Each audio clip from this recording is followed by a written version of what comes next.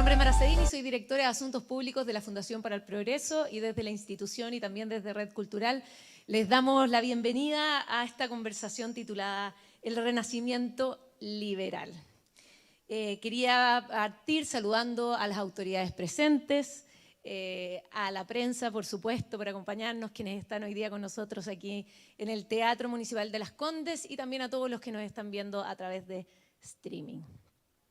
Les voy a pedir un pequeño favor. Pongan sus celulares en silencio por respeto a nuestros expositores para que no tengamos... Yo sé que siempre dicen, sí, el mío está apagado, está en silencio, pero nunca falta, ¿cierto? Así que les voy a pedir encarecidamente que los pongan en silencio, los apaguen, pero sí los voy a incentivar a que después del evento nos sigan en todas las redes sociales, tanto a la Fundación para el Progreso como a Red Cultural, para que tengan acceso a todas nuestras actividades, nuestra programación y sobre todo para que puedan ser parte de eventos como el que vamos a disfrutar hoy día. Y por supuesto, si al final del evento quieren subir contenido, háganlo libremente, acuérdense de etiquetarnos para que podamos también compartir la experiencia de ustedes a través de nuestras redes. Antes de comenzar, por supuesto, quiero agradecer a la Municipalidad y al Teatro Municipal de Las Condes por extendernos estos espacios para realizar diversas actividades culturales y, por supuesto, ser siempre parte de las iniciativas de la sociedad civil. También aprovecho de saludar a la alcaldesa Daniela Peñalosa y agradecerle, por supuesto, sí.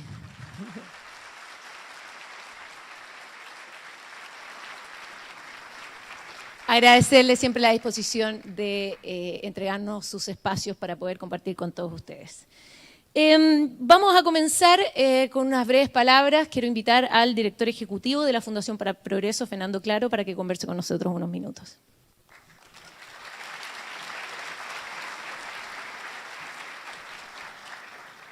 Muchas gracias, Mara. Como director ejecutivo de la Fundación, yo nada más les agradezco que estar acá. Les agradezco a todos quienes nos apoyan y han permitido que esto se haga realidad. Esto es un esfuerzo muy difícil que se logra con el apoyo de todos ustedes, así que yo simplemente les voy a pedir que nos apoyen, que difundan lo que hacemos, que vean nuestros libros publicados en las librerías, a pesar de que nadie cree que estamos en las librerías, que revisen todas las actividades en las cuales formamos a miles de jóvenes desde Arica a Magallanes. En nuestras oficinas en Santiago, acá, en Valparaíso, Valdivia y Concepción. Así que bueno, repito los agradecimientos, saludo acá a las autoridades, veo al alcalde Carter, entre mucha gente uno se pierde, y muchas gracias también a la municipalidad, a quienes nos hacen esto posible. Muchas gracias a todos y disfruten la conversación.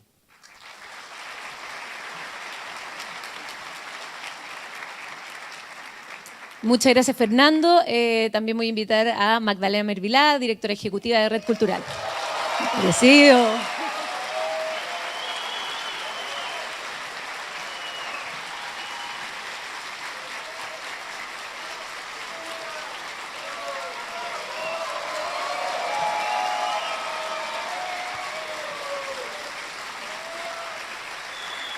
Buenos días a todos.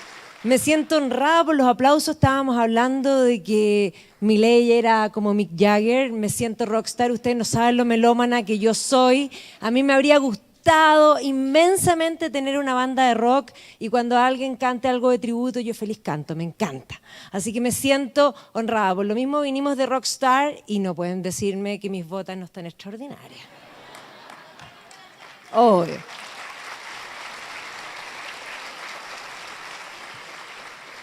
Es un honor tener a Javier Milei en Chile. La verdad es que él ha venido muchas veces, pero justamente hoy viene en un punto de inflexión de nuestro país. En un momento en que en verdad sí, Chile despertó de verdad. Porque antes la verdad es que el despertar era solo una retórica. Y es más, esto nos ha enseñado que nosotros no vivimos del dato, sino que vivimos del relato. Somos seres emocionales y necesitamos tener un relato que defienda lo más importante y lo único que nos hace ser humanos. Nosotros no estamos determinados por nuestra naturaleza. Nosotros somos el único ser que puede decidir qué hacer Es la libertad lo que nos hace personas humanas, únicas e irrepetibles. Sin libertad, todo da lo mismo. Por lo tanto, no tenemos que tener nada de vergüenza de creer en lo más importante. Efectivamente, eso que nos permite forjar nuestra propia historia. Ciertamente este país y muchos de ustedes sentían vergüenza de lo que creían. Y es más, por ahí decían, sí, yo soy de derecha, pero no soy tan de derecha, porque soy buena persona. Como si fuese una garantía de que aquellos que tienen sentido social tienen que ser de izquierda. Hemos visto que el sentido social estaba más bien en sus propios bolsillos, ¿o no?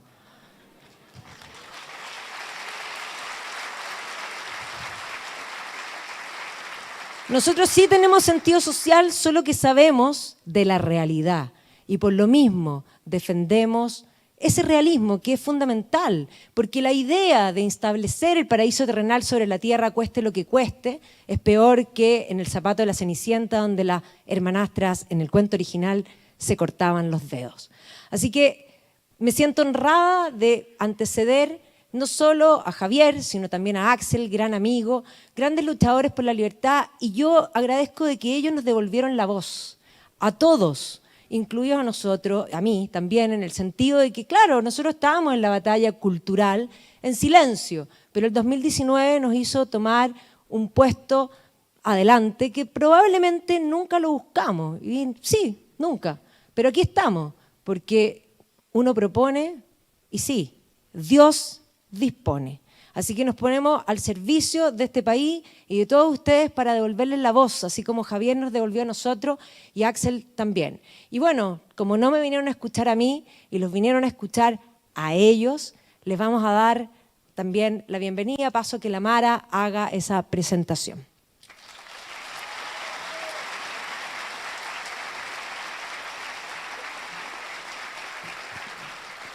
Qué grande, Maida, qué grande. Igual me sentí aludida, yo voy a ser parte de la banda de rock. Ahora tenéis que poner la casa para que hagamos el show. Bueno, pero como yo sé que no me vinieron a ver a mí, vamos a pasar a lo más importante. Voy a presentar, en realidad, hablemos en términos musicales, ¿verdad? Presentamos a los rockstar, si hay que decirlo, a estos dos fenómenos. Voy a partir presentando a Axel Kaiser, que es presidente del directorio de la Fundación para el Progreso, es doctor en filosofía y autor de numerosos libros sobre liberalismo y economía. Yo siempre que presento a Axel me tomo ciertas atribuciones y él lo sabe. El economista callejero, uno de sus últimos libros, lleva más de un año liderando los rankings nacionales en la categoría de no ficción. El aplauso, por favor. Sí, eso es un gran mérito, pero además actualmente está lanzando su primera novela, el libro de Asgalar, La travesía de Balá. Le deseamos la mejor de la suerte y como ya saben, el libro está disponible y me lo están mostrando desde el público. Alguien que ya sabe que quiere la firma más adelante, vamos a estar conversando sobre eso. Ese es nuestro querido director de la Fundación, presidente del directorio de la Fundación para el Progreso, Axel Kaiser, y con él vamos a estar escuchando y dándole la bienvenida a nuestro país a Javier Milei, diputado de la República Argentina.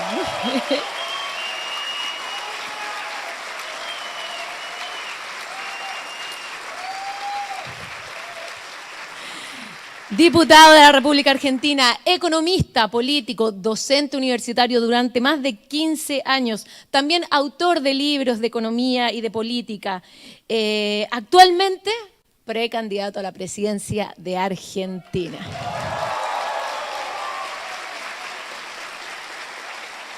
Vamos al inicio y dejo en este escenario con ustedes a Axel Kaiser, a Javier Milei, en el conversatorio de El Renacimiento Liberal.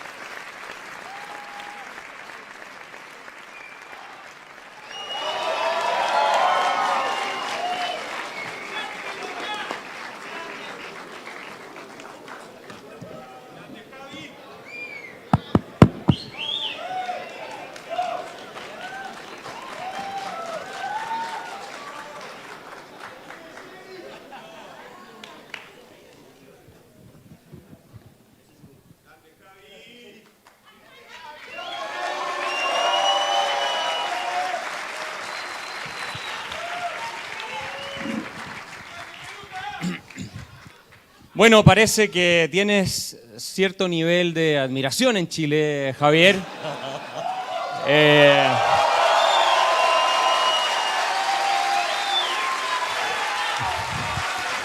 It's only rock and roll, but Rock I and like roll. it. El Mick Jagger del liberalismo, sin ninguna duda. Así que, obviamente, estamos encantados de tenerte en Chile. Tú has hecho mucho por la libertad, no solo en Argentina, que cambiaste completamente el eje del debate, la ventana de Overton.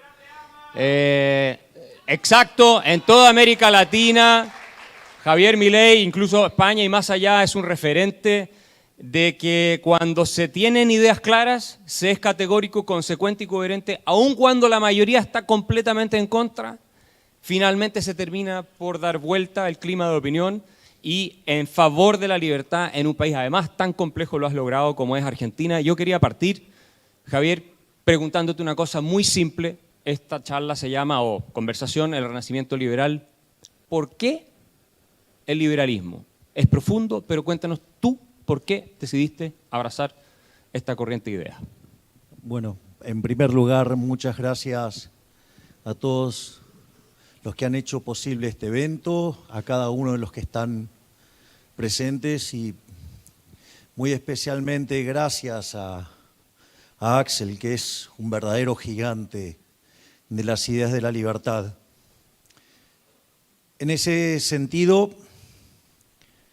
yo recuerdo que cuando allá hace poco más de 10 años empecé a ir a la televisión, yo recuerdo que ser liberal era una mala palabra, era una suerte de insulto, es decir, se insultaba a las personas diciéndole liberal o neoliberal y cosas por el estilo. Es decir, si yo me hubiera guiado por un focus group o por las encuestas, tendría que haber sido socialista. Y entonces la pregunta relevante es la que hace Axel. Es decir, la pregunta es ¿por qué? Y la realidad es que la respuesta está en un libro maravilloso de Israel Kirzner que se llama Capitalismo, Creatividad y Justicia Distributiva. Y esto ahora puesto en mis palabras, uno no defiende al capitalismo de libre empresa por una cuestión utilitarista. La defiende porque es lo correcto. En ese sentido, cuando uno hace el repaso cuantitativo, es que aquellos países que son más libres son 8 veces más ricos que los reprimidos. Es más, el decil más bajo de la distribución está 11 veces mejor que su par en el país reprimido. Y es más, como la distribución del ingreso lleva el formato de una chi cuadrada, una log normal, también conocido como distribución Pareto, el valor mediano está por debajo de la media. Eso significa que además, al estar el doble de bien que el ciudadano promedio, quiere decir que está mejor que el 90% de la población aproximadamente. Es más, en los países más libres hay 25 veces menos de pobres en el formato estándar, 50 veces menos en el formato extremo. Aquellos que viven en un sistema libre no solo tienen mayores libertades políticas, sino que además viven un 25% más. Entonces, la realidad es que esto en términos cuantitativos es abrumador y acá, digamos, Axel también ha sido una fuente de inspiración para encontrar la respuesta a esto.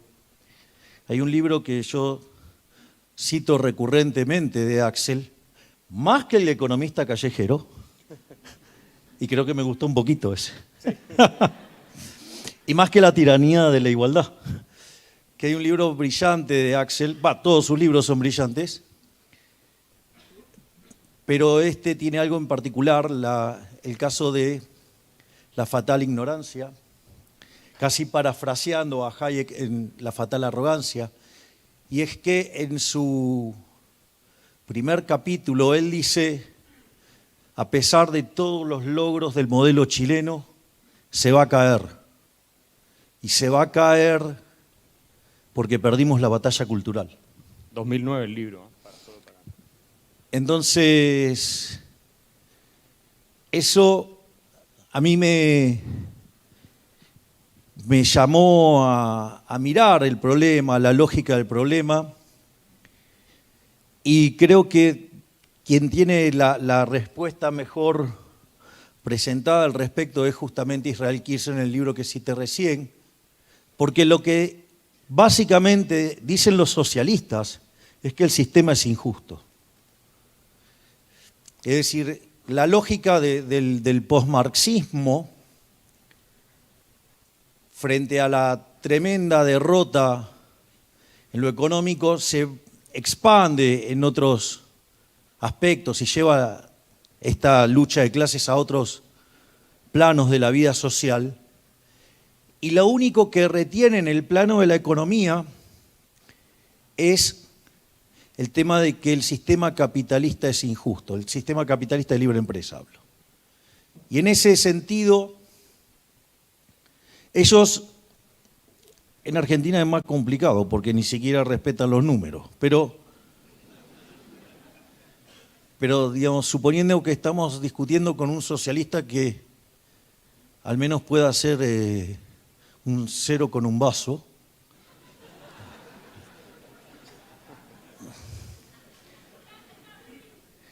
que dicho sea de paso, hay un cabrón que me desafió, pero digo, me puedo ir a hacer una rinoscopía y me tendría que pagar 2 años de su sueldo, ¿no? Digo, por la acusación que me hizo, que es un delito. Ese cobarde, que, digamos, o sea, no importa. Ahora me acordé. Pero que sepa, digo, estoy acá, vení y me hago la rinoscopía delante tuyo, cobarde.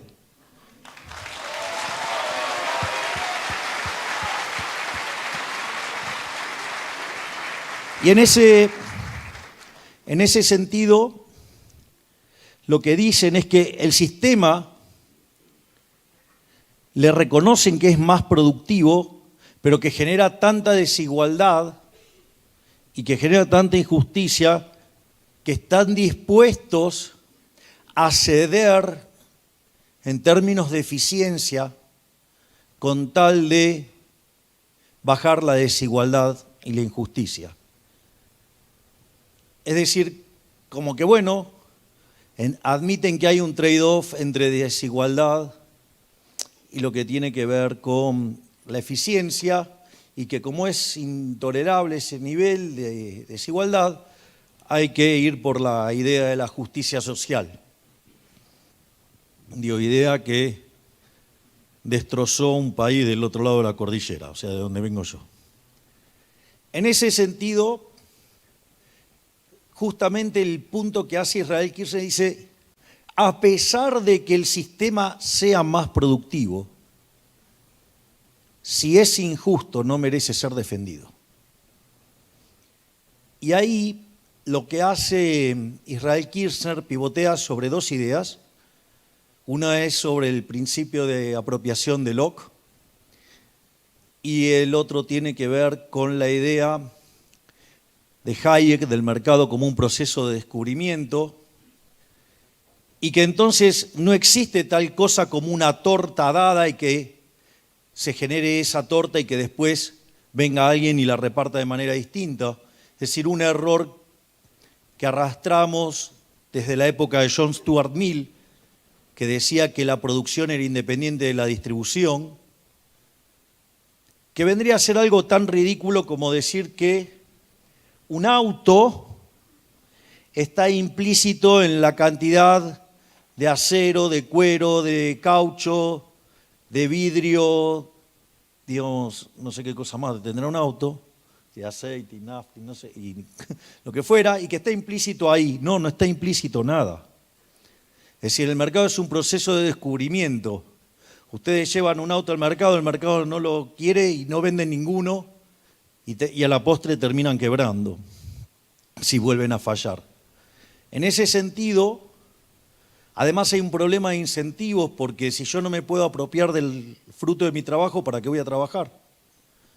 Entonces, no solo que no hay tal cosa como una torta, porque esa torta debería ser descubierta, sino que además en términos dinámicos cada vez va a ser peor si yo me pongo a tocar la distribución.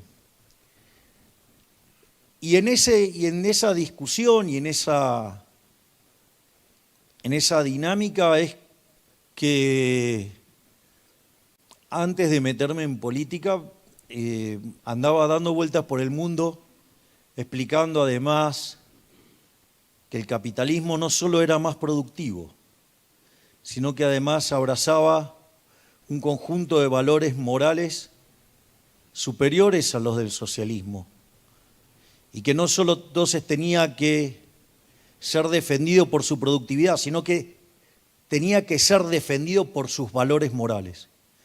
Y que los socialistas habían ganado la batalla, no porque fueran mejores, sino porque nosotros no nos presentamos a dar esa batalla. Es decir, la caída del muro hizo tan evidente la superioridad cuantitativa que a nadie se le ocurrió cuestionar el sistema. Y mientras que ellos se agruparon en el Foro de San Pablo, se plantearon como objetivo la Unión Soviética Latinoamericana, y vaya que fueron exitosos, ¿eh? Digo, en Argentina, 4 periodos kirchneristas, ¿no? 1 de Néstor Kirchner, 2 de Cristina Fernández, ahora Alberto Fernández. Digo, acá han tenido, a Lagos, a Bachelet. Bueno, ahora tienen a este... Ni siquiera mencionó Boric todavía, ¿eh? Es que lo estoy...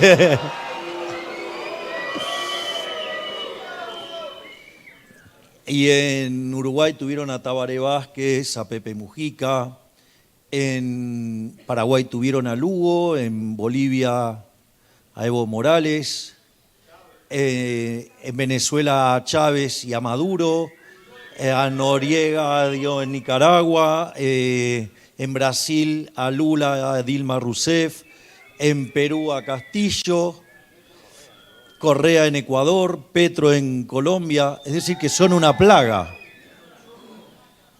Entonces, más allá, vean que no solo es importante la superioridad en términos cuantitativos, sino que es muy importante la discusión en términos de moral y mostrar que es un sistema injusto el sistema socialista y que el único sistema justo es el capitalismo de libre empresa.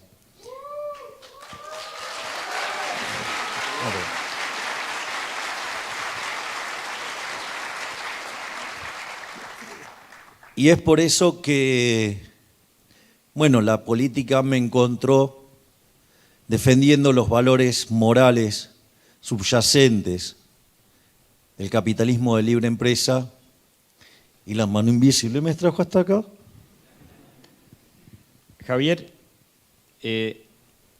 tú mencionaste, entraste en política, te parecía que no era suficiente la discusión intelectual, había que ir más allá.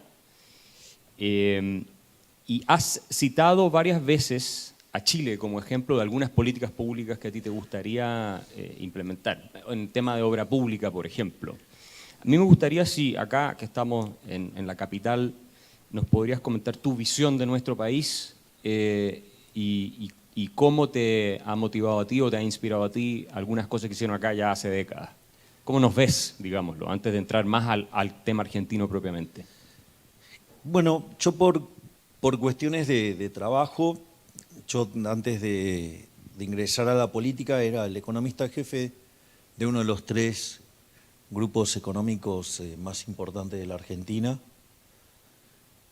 De hecho, trabajé cerca de 15 años. Digo, es un comentario que vale la pena hacerse porque una de las fuerzas políticas, la pseudo oposición, dicen que fracasé siempre en el sector privado y que me echaron de todos los lugares. Bueno, yo estuve siendo economista jefe 15 años de un grupo que es el más grande, uno de los 3 más grandes de Argentina. Y como parte de uno de los trabajos que nos tocó hacer, nosotros estábamos planteando un proyecto que se llama el Corredor Bioceánico Aconcagua, que era un túnel de baja altura de 52 kilómetros,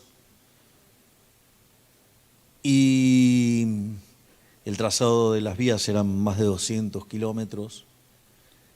Y una de las cosas que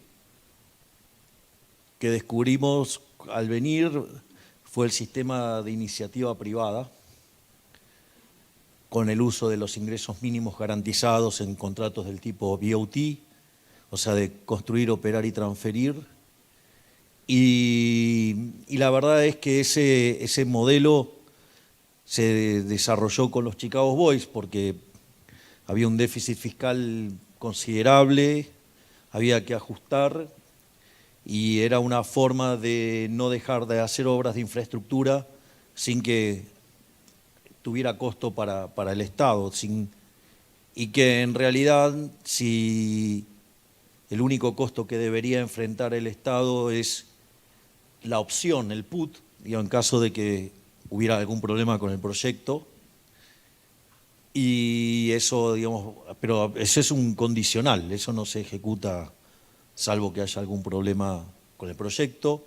Y la experiencia también es muy exitosa porque desde que se implementó solamente una vez se cayó un proyecto, que es el caso del puente del Chacao, y eso además después se les permitió hacer correcciones, como hicieron el caso de Perú, poniendo way outs, es decir, donde el primer desvío lo paga el privado, el segundo el Estado, y si excede eso se revisa. Es importante entender que esto funciona porque es un BOT, ¿no? O sea, porque en el fondo de largo plazo esa obra termina perteneciendo al Estado. Entonces, digamos, el Estado lo que hace es bajar el riesgo de la financiación y permitir que los plazos se extiendan y que se puedan hacer proyectos que en situaciones convencionales sería muy difícil. Y después también agregamos una cuestión de sistemas de incentivos a la Suiza. Concretamente nosotros tomamos el caso del túnel de Loeschborn, es decir, que es un túnel de más de 35 kilómetros. Digamos, los suizos habían hecho el San Gotardo y habían tardado muchísimo tiempo, había salido muchísimo más caro y cada vez que aparecía un problema dentro del túnel el incentivo era agrandar los problemas porque eso implicaba más obra pública, por decirlo de alguna manera. Y lo que hicieron en el caso de Loeschborn, licitaron una puerta a una empresa y la otra puerta a otra y tenían que competir dentro del túnel. Tardaron muchísimo menos tiempo y ahorraron 20% de los costos. O sea, con lo cual nosotros, de hecho, una de las cosas como parte del programa de ajuste fiscal que estamos impulsando, nosotros queremos replicar el modelo de iniciativa privada a la chilena con estas mejoras, que también, dicho sea de paso, algunas de ellas fueron diseñadas por chilenos también. Gente con la que tuve la oportunidad de trabajar y sobre todas las cosas aprender mucho. La verdad que algunos profesionales maravillosos de los que aprendí un montón. Y claro, el problema con ese modelo es que el dinero deja de pasar por las porosas manos de los políticos. Entonces, por ejemplo, cuando yo voy a exponer a un lugar, puedo ser profundamente ovacionado, pero de repente si hubiera acá alguien sentado de la Cámara Argentina de la Corrupción, la Cámara Argentina de la Construcción,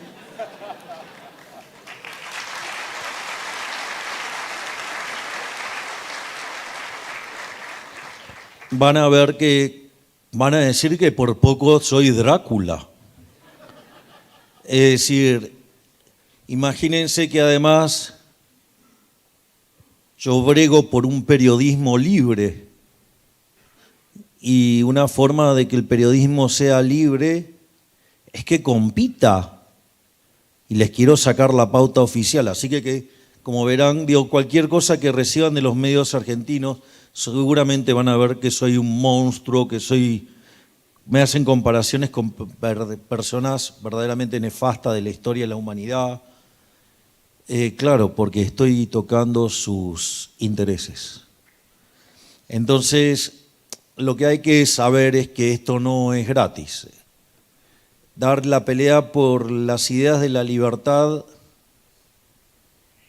si no tienen la convicción, no la hagan. Y mucho menos se les ocurra meterse en política, porque si no lo van a hacer con convicción, mejor no lo hagan.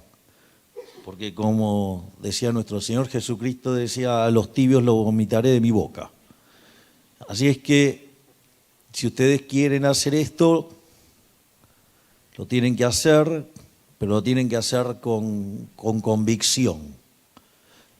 Y es más, si quieren un modelo de lo que es tener convicción y tener agallas, coraje. Digo, pueden mirar la historia del primer gran libertador, que fue Moshe, digamos, que le liberó al pueblo hebreo de la mano de los egipcios. Pero les voy a contar algo. Digo, cuando ustedes leen la Torá, Moshe, después de salir del monte Sinaí, haber visto al Creador, y va y se encuentra con su hermano Aarón, habla con los sabios religiosos, le dice, bueno, qué bueno, vamos a ver a Ramsés. Y cuando se paró frente a Ramsés, con su hermano Aarón, le dijo que bueno, que liberara al pueblo hebreo. ¿Saben lo que pasa en ese momento? Se quedaron Moisés y Aarón solos. Con lo cual lo que digo es, ojo, que no es para cualquiera. Es decir, tienen que tener la convicción y la voluntad de llevarlo a cabo y saber que luego de esto, digamos, en el corto plazo pueden encontrarse con situaciones incómodas. Es más, probablemente este dato no lo sepan, pero es para que tengan idea de lo difícil que es esta tarea de pelear por las ideas de la libertad. Probablemente, salvo que de los que estén presentes haya estudiosos de la Torá, no saben que no salió todo el pueblo hebreo de Egipto. Muchos se quedaron con el pescado seguro en Egipto y entregaron la libertad, y solamente el 25% salió de Egipto. Tema no menor. Digo, hoy no se le ocurriría a nadie, ¿no? Pero hay otros modos de esclavitud y eso el socialismo lo sabe. Y no solo eso, ya de camino a la tierra prometida había gente que quería volver a Egipto. ¿Por qué? Porque el pescado era gratis. Y ahí hay una frase maravillosa de Milton Friedman, que en paz descanse, y que está escrita en Chicago, dice que no hay tal cosa como un almuerzo gratis. Es decir, el pescado gratis es Egipto, es la esclavitud. La contracara moderna de eso son los programas sociales, los programas de asistencia, donde en lugar, digamos, ¿qué es lo que hacen? Le dan el pescado a la gente. Bueno, nosotros, en ese sentido, en Argentina estamos haciendo una revolución también, porque no solo que queremos llevar a 1/3 la cantidad de ministerios, lo queremos llevar a 8, sino que además uno de los ministerios es el Ministerio de Capital Humano, donde hay contención para el caído. pero no te regalo el pescado, te voy a enseñar a pescar. No quiero esclavos, lucho por una Argentina libre.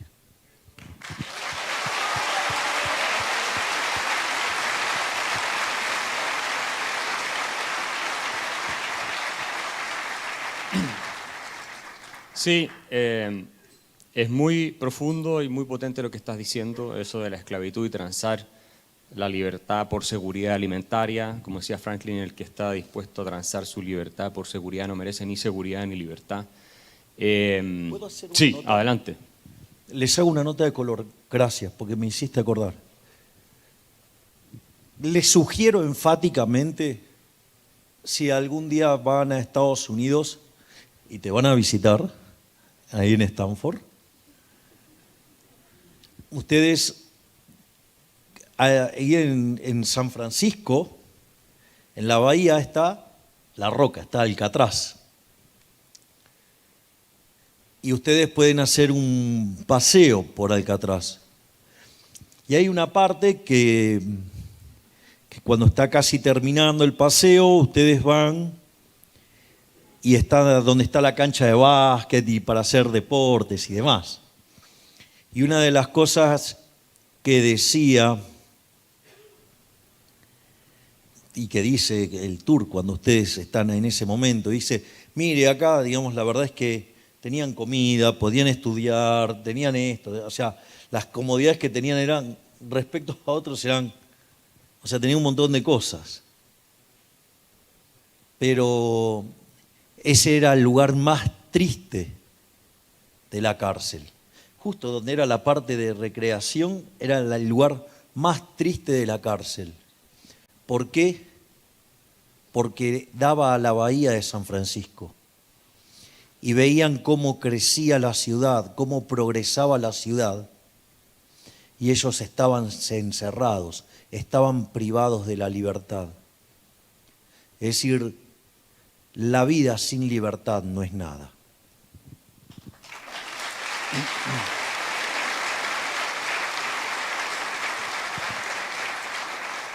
¿Cuántas veces no me tocó en debates enfrentar a gente que decía, pero por lo menos en Cuba la salud es gratis, es buena, lo cual es un mito?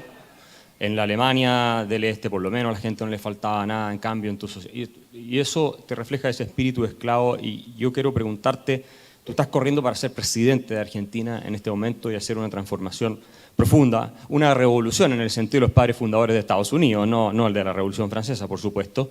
Aunque hay un tema de casta que habría que empezar a también trabajar, y tú lo has hecho. ¿Cómo ves tú aspectada la carrera? Falta muy poco, estamos en la recta final. ¿Cómo dirías que va tu campaña acá en Chile? Muchas veces no se sigue tan de cerca, pero se sigue la política argentina. Cuéntanos un poco en qué va eso. Bueno, hoy nosotros estamos en una situación en condiciones de entrar a la segunda vuelta, y la realidad es que si entramos en la segunda vuelta, yo soy el próximo presidente argentino.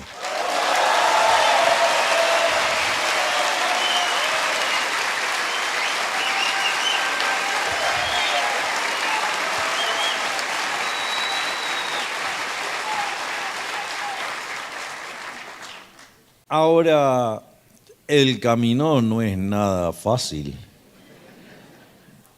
Y dado que estamos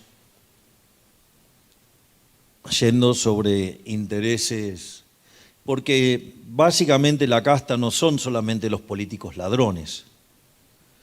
La casta también son los empresarios prebendarios, también son los sindicalistas que entregan a los trabajadores, son los periodistas corruptos ensobrados que viven de la pauta del Estado, la oficial y la no oficial, y también obviamente los econochantas, o digamos también aquellos que le dan una pátina científica a explicar las aberraciones del gobierno, del Estado. En ese sentido, hará por lo menos cerca de un mes donde todo el tiempo estoy siendo hostigado por todos los medios de comunicación. Es más, el último escándalo, por decirlo de alguna manera, tiene que ver con el financiamiento de la campaña. Dicen que nosotros cobramos para dar candidaturas, lo cual es absolutamente falso. Nadie ha podido probar ningún disparate de esos. Cada vez que hubo una denuncia de esas características, a esas personas se las carearon y no se ha podido demostrar nada, eran puras habladurías. Y es muy interesante porque nosotros, básicamente, cada candidatura se somete a un proceso competitivo y donde cada uno se tiene que autofinanciar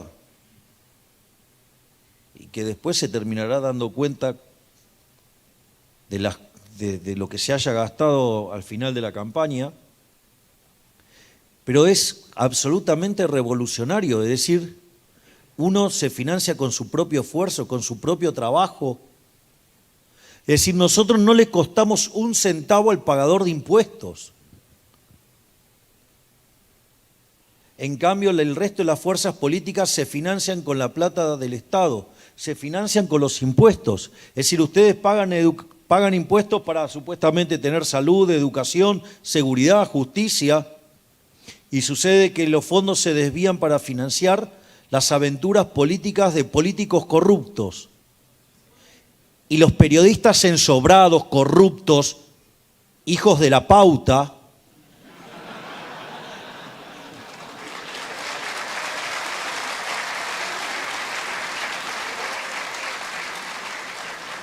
en lugar de ir y de investigar a los cajeros de estos políticos corruptos, en lugar de investigar de dónde sacan la plata del Estado, que es un desvío furioso, nos persiguen a nosotros. Es decir, es como una situación donde los ladrones están corriendo a los policías. Es decir, Dios, es el mundo del revés. Es decir, el que trata de hacer las cosas de modo honesto es el perseguido y se premia a los delincuentes. Es decir, que Argentina tiene además un problema de base moral. Para mí robar está mal. Para ellos parece que no.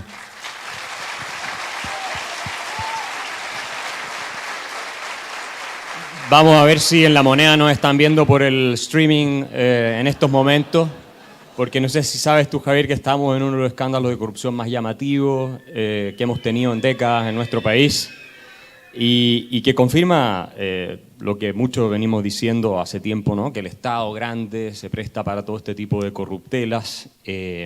Bueno, de hecho, la corrupción es inherente a la existencia del Estado. Exacto. A ver, en el sector privado, si ustedes tuvieran corrupción, se manifestaría en ¿qué? En costos más altos. Y si yo tengo costos más altos, puede aparecer otra empresa que brinde el mismo producto a un precio más bajo, o puede al mismo precio ofrecer un bien de mejor calidad, o una combinación de estos y me manda a la quiebra.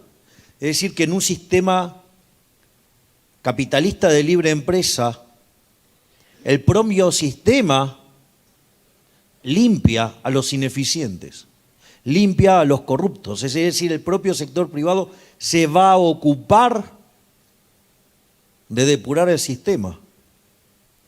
Sin embargo, como decía Reagan, cuando el Estado pierde plata te pasa la cuenta. Entonces, no tienen incentivos a ajustar porque ellos viven de una fuente coactiva de ingresos. Entonces, cuando hay, por ejemplo, una empresa pública, que es un oxímoron, ¿no? Es una contradicción en sus términos. Pierde plata, no la hacen eficiente, o sea, porque no existe ese concepto en el Estado. ¿Qué hacen? Te pasan la cuenta. Bueno, esto es igual. No hay tal cosa entonces como un Estado eficiente, no existe el Estado que hace las cosas bien, y la corrupción es inherente a la existencia del Estado, porque lejos de generar los incentivos para corregirlo, tiene los incentivos para agrandarlo. Please. No, iba precisamente a ese punto, que lo tocaste perfectamente. Una de las razones por las cuales tú te convertiste también en un fenómeno internacional y con posibilidades... Bueno, allá dicen que era un fenómeno barrial. Bueno, es bastante grande Es tu un barrio barrio, grande, es un barrio grande. Sí, es bastante grande el barrio. Pero fuiste, no sé si el único, pero al menos de los pocos, no conozco otro, que predijo con exactitud durante muchos años el desastre catastrófico económico que venía en la Argentina. Yo me acuerdo que veía en televisión, la gente se reía de lo que tú les decías, y después cuando se fue produciendo todo esto, empezaron a decir, bueno, parece que... El loquito tenía razón. Claro, exacto.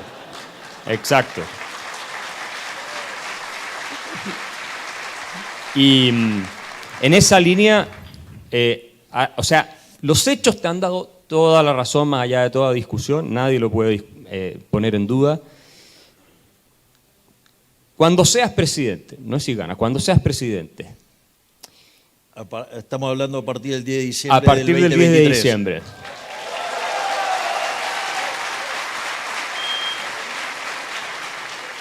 ¿Cómo tienes pensado y proyectado lidiar con la casta que tiene ese control tan férreo, el famoso triángulo de hierro, el que hablaba Friedman, para que las reformas estructurales que necesita Argentina para volver a ser uno de los países más prósperos del mundo sean posibles? La tiranía del status quo. La tiranía del status quo, exacto. Ahí nosotros, básicamente, lo primero que hay que entender es que nosotros estamos pensando en un programa que podría demandar entre 40, 50 años. Es decir, nosotros tenemos una perspectiva de largo plazo. Es decir, nosotros tenemos como perspectiva la idea de poner de nuevo de pie a la Argentina y que entre en un sendero de crecimiento que en un lapso de 30 a 40, 50 años vuelva a poner a Argentina en el lugar donde estaba cuando terminó el siglo XIX, que era el país más rico del mundo. Hoy estamos al tipo de cambio paralelo en 140 y con cerca de 45% de pobres en un país que produce alimentos para 400 millones de seres humanos, donde la presión fiscal sobre el campo es del 70%, es decir, que se lleva el alimento de 280 millones de seres humanos. Argentina tiene 5 millones de argentinos que no le alcanza para comer. Si eso no es claro, que el Estado presente es parte del problema y no parte de la solución, tenemos un problema. Entonces nosotros queremos cambiar esta realidad de 180 grados, porque si Argentina sigue así va a ser la villa miseria más grande del mundo. Y si ustedes nos copian también. Sí. Nos estamos esforzando, ¿eh? Sí, sí. En ese sentido les diría que nosotros estamos hablando de 3 generaciones de reformas. En la primera generación nosotros estamos hablando de una reforma del Estado que implique una drástica caída del gasto público. Nosotros queremos eliminar la obra pública llevando un sistema de iniciativa privada a la chilena. Nosotros queremos terminar con las transferencias discrecionales de nación a provincias y municipios. Nosotros queremos terminar con los subsidios económicos yendo a un sistema de recalibración de tarifas, donde se complete, se tenga en cuenta toda la ecuación económica financiera del contrato y que la tasa de retorno siempre esté por encima del costo de oportunidad del capital. Queremos terminar con los privilegios en materia de jubilaciones. Bueno, miren lo que hacen los los medios ensobrados. Digo, para que tengan un ejemplo. Está claro que las jubilaciones de privilegio son un escándalo. Entonces yo dije que quiero eliminar las jubilaciones de privilegio. ¿Y qué pusieron los medios ensobrados, hijos de la pauta? Milei quiere terminar con las jubilaciones. Es decir, se olvidaron una palabra, nada más. Y lo otro que queremos hacer es avanzar en un programa de privatizaciones para que no haya más empresas del Estado. En ese contexto, además, avanzar en una agenda desregulatoria, que básicamente Argentina tiene 70.000 regulaciones. Y hay prácticamente que pedir permiso hasta para ir al baño. De hecho, en la ciudad de Buenos Aires les diría que todo está prohibido salvo lo que les permita hacer el jefe de gobierno. Con lo cual esos son todos kioscos. Probablemente el kiosco más escandaloso tiene que ver con los permisos de edificación. Hay un código urbano de cuánto pueden medir los... Y entonces hay que después votar y analizar y considerar, digamos, las exenciones a ese código. Bueno, ahí los periodistas no se ponen a investigar nada.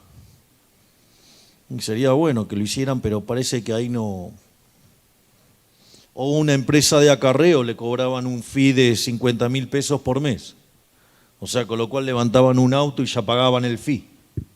Una cosa rara. Pero bueno, parece que a los periodistas les importa mirar, digamos, cómo nosotros nos autofinanciamos la campaña, pero esos negocios parece que no los ven, o querer hacer 3 veces la misma avenida, o estar, digamos, rompiendo baldosas para hacerla de vuelta, o estar destruyendo toda la ciudad, pero eso no lo ven. O sea, digo, y es evidente a los ojos, ¿eh? Lo otro que nosotros también planeamos en las reformas de primera generación es obviamente una simplificación del sistema impositivo. Argentina tiene 170 impuestos. Y la presión fiscal para que esté en blanco hace que Argentina sea inviable. Además, queremos pasar a un sistema de modernización del mercado laboral, una suerte de seguro de desempleo, y una vez que hacemos esas reformas que hagan que el país sea competitivo en el plano fiscal, que sea competitivo en el plano laboral, nuestra intención es abrir unilateralmente el país al comercio internacional, y en paralelo nosotros estamos planteando una reforma monetaria y financiera que a la postre termine eliminando una de las grandes estafas de la humanidad, que es el Banco Central. Digamos, fíjense, esto es muy interesante porque cuando uno le pregunta a una persona, bueno, ¿el dólar te parece una buena moneda? Digo, esta pregunta en Argentina, en otros países no se lo cuestionan tanto, pero dicen, sí, claro. Ahora, y entonces uno le pregunta, ¿y qué te parece una moneda que en los últimos 20 años tuvo 80% de inflación? No, es una porquería. El dólar. Entonces, en ese sentido, los bancos centrales podrían ser calificados de malos, de muy malos, de horribles, y la peor categoría de todas, el Banco Central de la República Argentina.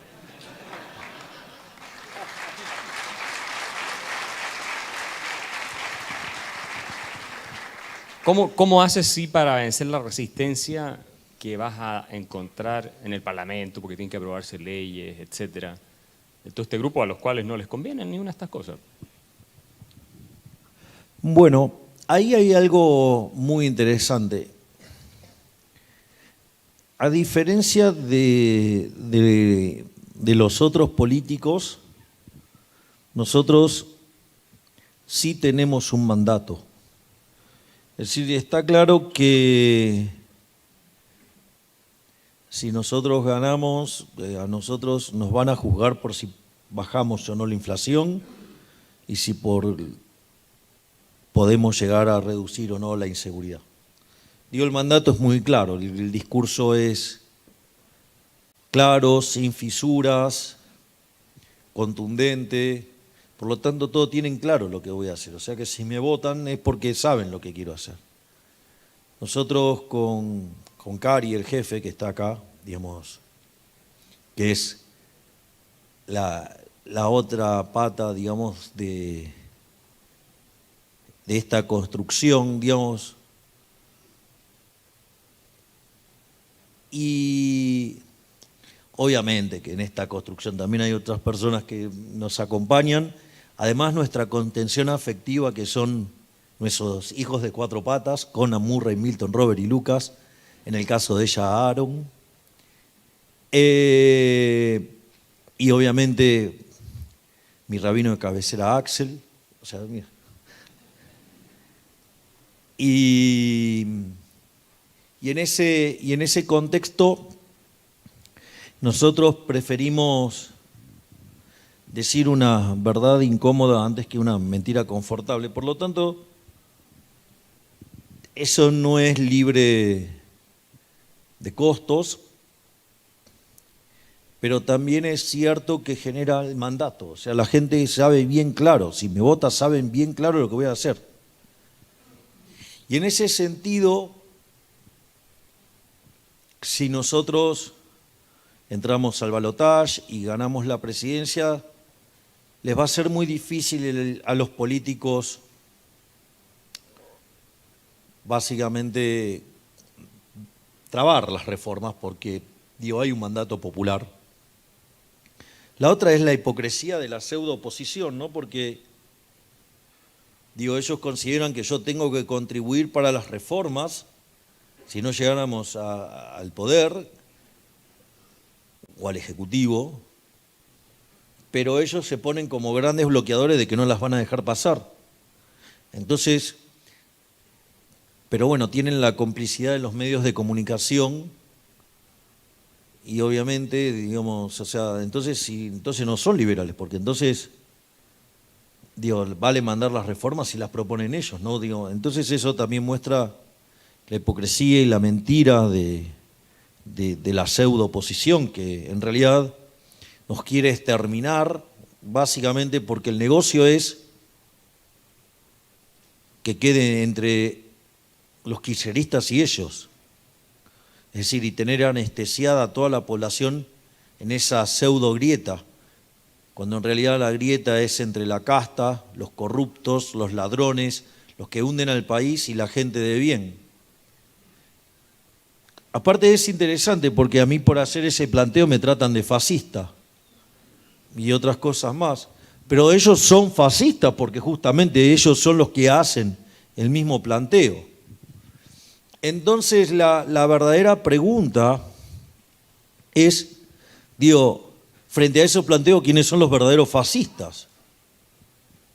Entonces, cuando ustedes lo ven votar, votan siempre estratégicamente tal que todas estas leyes que avanzan sobre las libertades individuales siempre pasan. Y nunca votan en contra de la política, siempre es en favor de ellos. Y siempre es en favor de que ellos se queden con más de nuestro fruto del trabajo. Y sin embargo nosotros los enfrentamos porque queremos sacarnos el Estado de encima. Ellos piden el voto para ellos tener el poder de arreglar sus vidas. Y como efecto colateral la de ellos mejora sustancialmente. En cambio nosotros tenemos otro enfoque, que es nosotros pedimos el voto, pero para devolverle la libertad a la gente, para que tenga la posibilidad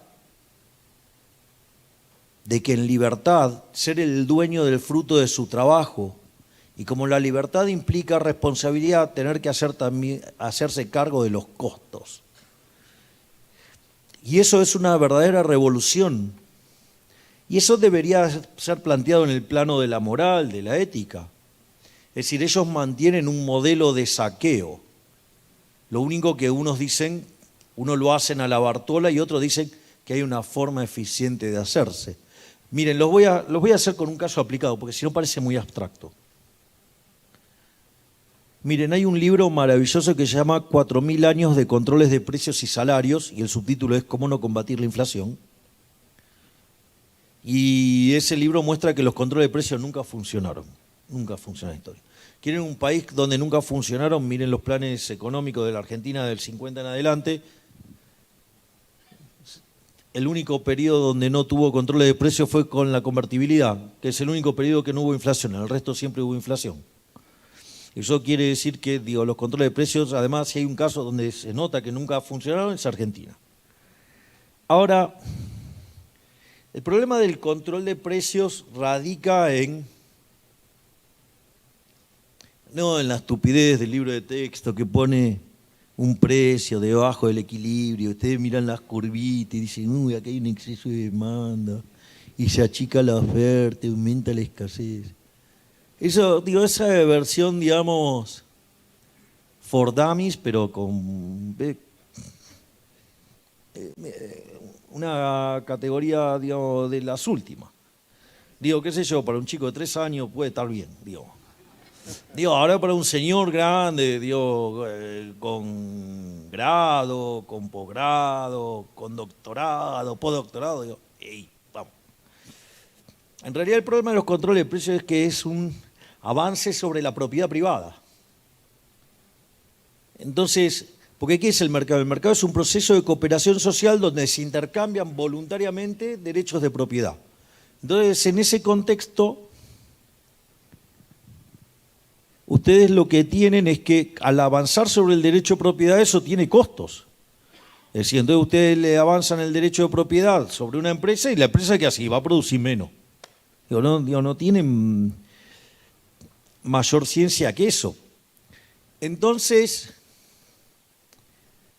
una de las cosas que sucede es que en Argentina entonces hay inflación. Entonces, ¿qué hacen, las bestias del gobierno? Agarran y mandan a una patota, a patoteros, ¿sí? De un sindicato, mandan patoteros a exigirle a los supermercados que no suban los precios a palazos. Está claro que eso es espantoso, ¿no? Está claro la vulneración del derecho de propiedad. Ahora, ¿qué es lo que hace la pseudo-oposición? Y la pseudo-oposición lo que hace es algo mucho más perverso. Dice, no, ¿cómo van a mandar a los patoteros? Dice, no, hay que mandar a la fuerza de seguridad. Es decir, a los patoteros propios. Es decir, al patotero del Estado. Entonces, no es un problema solo de que está mal mandar a los patoteros, sino que mandar a los patoteros del Estado también está mal. Ahora, el problema radica que para mandar a los patoteros del Estado requiere un arreglo legal que encima lo vuelve permanente. Entonces, a la postre terminan siendo peor que las bestias, porque por lo menos el daño de las bestias es transitorio. Estos generan daños permanentes. Y estos son los campeones de la República. Menos mal. Entonces, que me vengan a decir quién es el fascista. El que quiere todo dentro del Estado, nada fuera del Estado, ¿no? Bien a lo Mussolini. O lo que no queremos, Estado. Uno lo puede entender filosóficamente, entiende cómo es la realidad y trabajar para llevarlo a su mínima expresión, a punto tal que en algún momento la tecnología permita que sea cero. Pero es un sendero, es un norte. Pero bueno, hay gente que vive el Estado. ¿Saben cuál es el principal problema de Argentina? No que no esté en los libros de texto. Ustedes leen The Next Convergence de Michael Spence y van a entender cómo se hace para que una economía crezca. Pueden leer distintos libros de inflación, pueden leer el mío, ¿no? El fin de la Se inflación. vende acá afuera para que todos sepan. Y también sabemos cómo se termina con la inflación. Pero ¿saben cuál es el gran problema de Argentina? Es que la solución está en manos del problema. Y la única forma de hacer esto y cambiar esto es que venga alguien desde afuera, un outsider, y barra con todo el maldito statu quo. En eso estamos trabajando.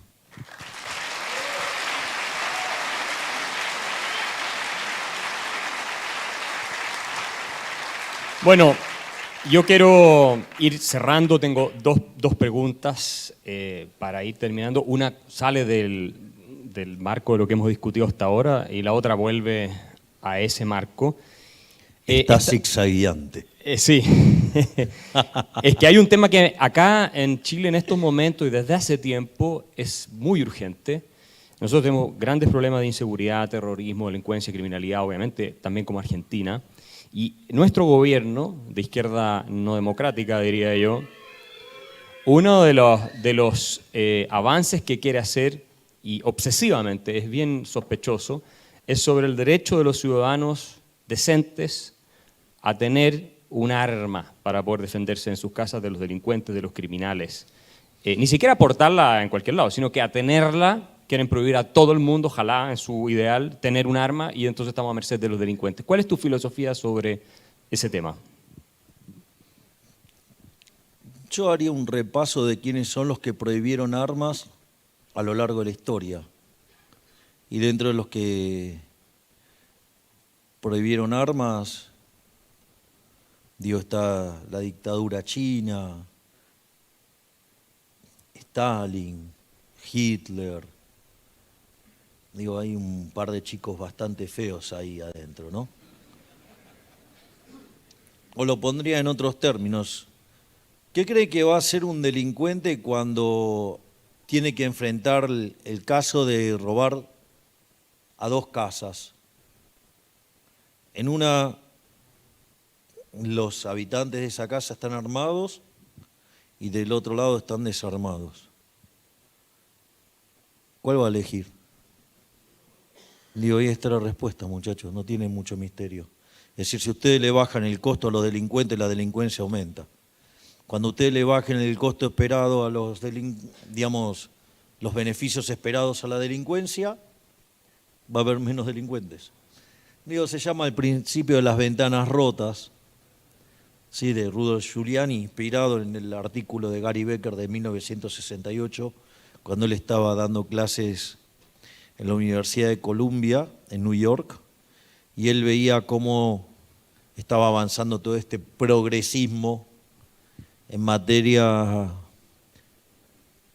penal que hacía que se revertía la posición, ¿no? La víctima pasaba a ser el victimario y el victimario la víctima.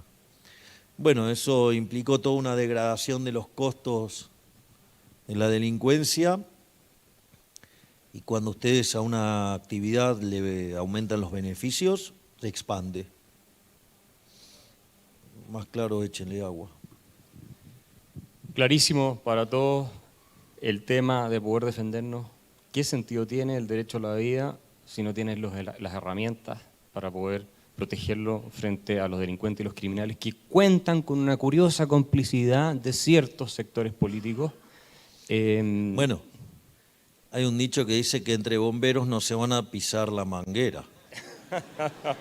Chorro cuida chorro. O sea,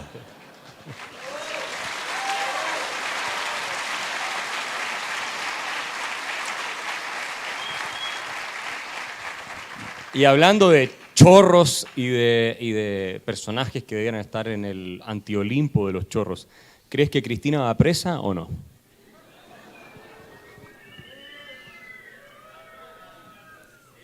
la realidad es... A ver, vamos a aclarar las cosas. Digo, yo estoy trabajando para llegar al Poder Ejecutivo. Y si verdaderamente somos republicanos, debemos saber que la justicia tiene que ser independiente. Y la realidad es que mi compromiso es hacer que la justicia sea verdaderamente independiente, poder quitarles, digamos, las sogas que la tienen maniatada, digamos, en primer lugar, permitiendo que tengan un financiamiento que no dependa del Poder Ejecutivo, como pasa hoy, y por otra parte que se vuelva a plantear una carrera judicial, de modo tal que vayan creciendo y progresando en función de sus sentencias, en función de su trabajo y no en función de un acuerdo o un arreglo político. Es decir, que nosotros también estamos planteando una verdadera revolución en materia judicial, y es que la justicia sea independiente. Y si la justicia, siendo independiente, determina que robó, tiene que ir presa. Eso es así.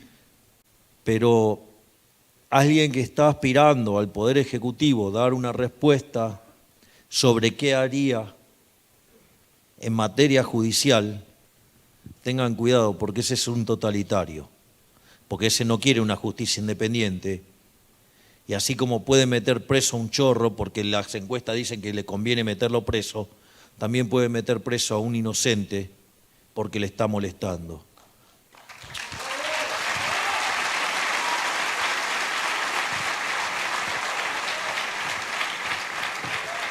Clarísimo, Javier. Estamos llegando al final de este encuentro. Quiero decirle a todos que fuera hay stands donde se están vendiendo libros de la autoría de Javier, también mío y otros. Acá está el libro de Javier, El fin de la inflación. Lo van a poder encontrar. Acá también El camino del libertario. Y yo le voy a aprovechar de hacer un regalo personal, que es mi novela última, y me aprovecho de autopromocionar acá. A mi querido Javier, tal vez cuando en esos años en que ya estés viendo el legado que dejaste, tranquilo, contemplando el horizonte con tus hijos de 4 patas, tengas algún minuto para dedicarle a esta defensa de la libertad. Amigo mío, muchas gracias por todo.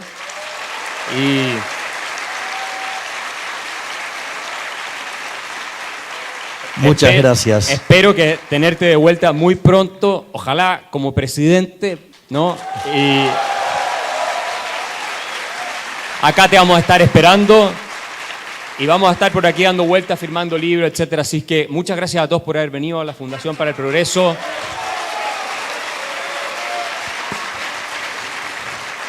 Y, como dice Javier, que viva la libertad. ¡Viva la libertad, carajo! Muchas gracias a todos por la asistencia. Les pedimos que no se suban al escenario. Sí, muchas gracias.